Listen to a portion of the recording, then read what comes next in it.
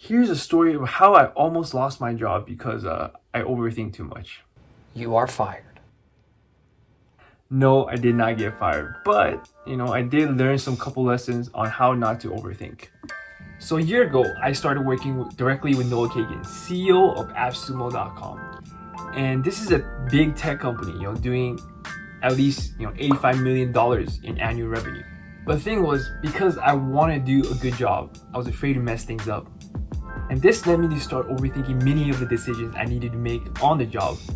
And it was stressing me out. And then I realized, if I keep overthinking and stressing out like this, I'm probably gonna make more mistakes and I'm probably gonna get fired. In a parallel situation, right around the time I started working with Noah, he had just transitioned back as the CEO of a company. And in a way, Noah is kind of new to his job too, right? He started AppSumo.com many years ago when it was a lot smaller. And for the last couple of years, he had just been in an advisory role.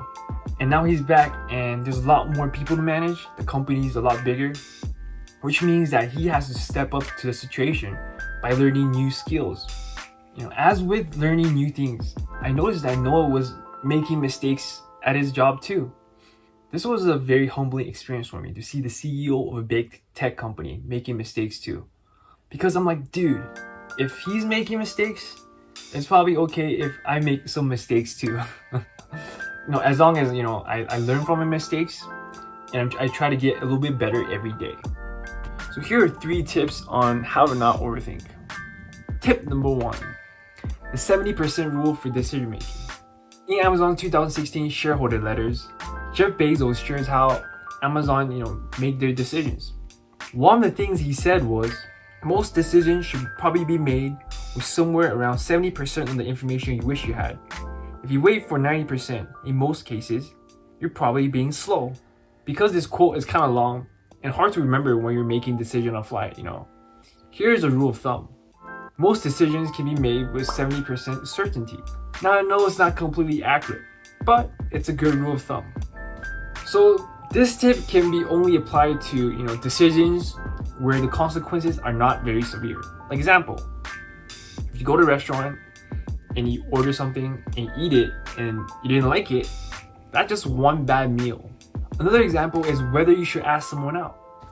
If you're 70% certain you and the other person have some chemistry and they're not in your close friend group, go ask them out.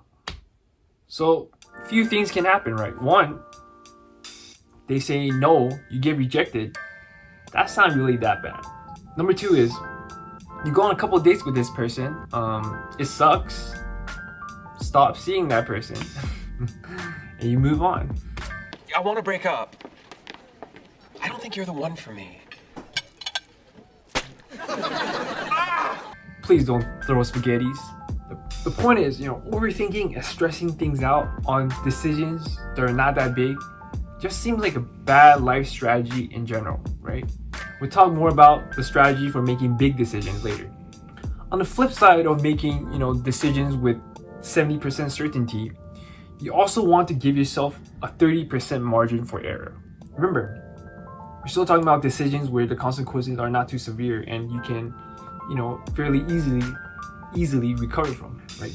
Giving yourself a 30% margin for error doesn't, mean that you actually mess up 30% of the time.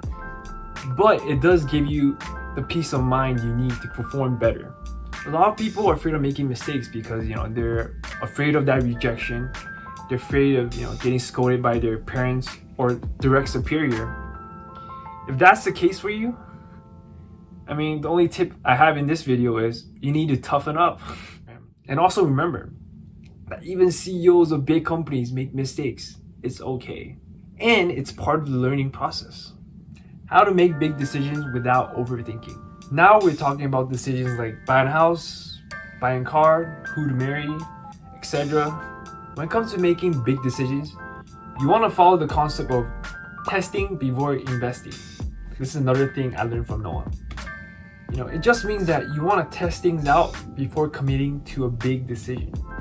For example, let's say you want to buy a Tesla. That's a very expensive decision.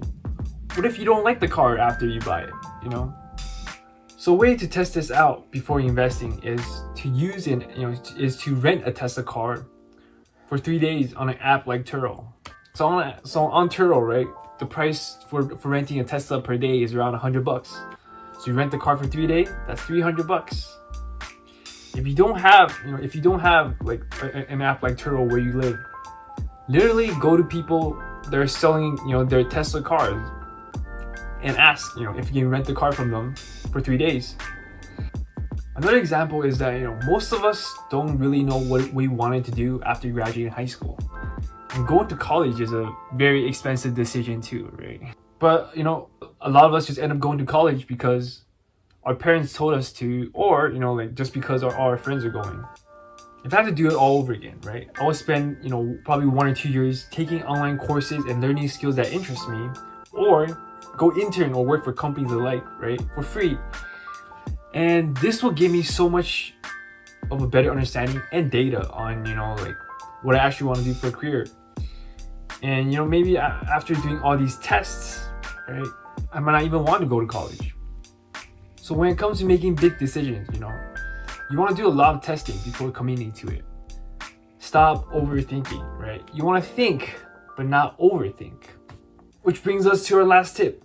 Be mindful of how much time you spend on each decision.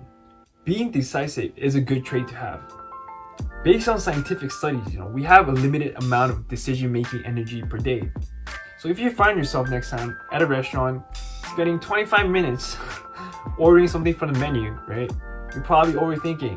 Stop and try out some of the tips we mentioned earlier.